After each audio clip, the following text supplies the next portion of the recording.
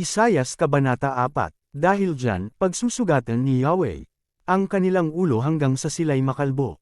Sa araw na iyon, aalisin ni Yahweh ang mga alahas niya sa paa, ulo at leeg, ang mga kwintas, pulseris at bandana, ang mga alahas sa buhok, braso, baywang, mga sisidlan ng pabango at mga agimat, ang mga singsing sa daliri at sa ilong, ang mamahaling damit, balabal, kapa at pitaka, ang maninipis nilang damit, mga kasuotang lino, turbante, at belo.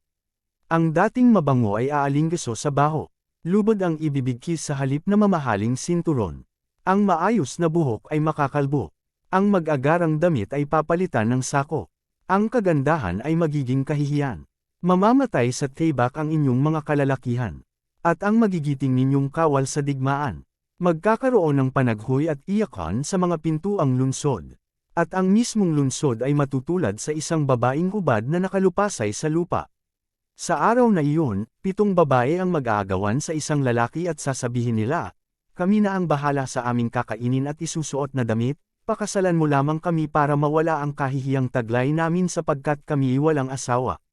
Muling itatatag ang Jerusalem. Pagdating ng araw na iyon, pasasaganain at pauunlarin ni Yahweh ang lahat ng nanatiling tapat sa kanyang bayan, at ang bunga ng lupain ay magiging dangal at hiyas ng mga nakaligtas na tao sa Israel. Tatawaging banal ang mga matitirang buhay sa Jerusalem, silang mga pinili ng Diyos upang mabuhay.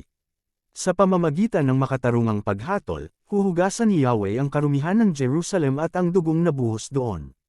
Pagkatapos, lilikha si Yahweh ng isang ulap kung araw na lililim sa bundok ng Zion at sa mga nagkakatipon roon at magiging maliwanag na ninggas kung gabi.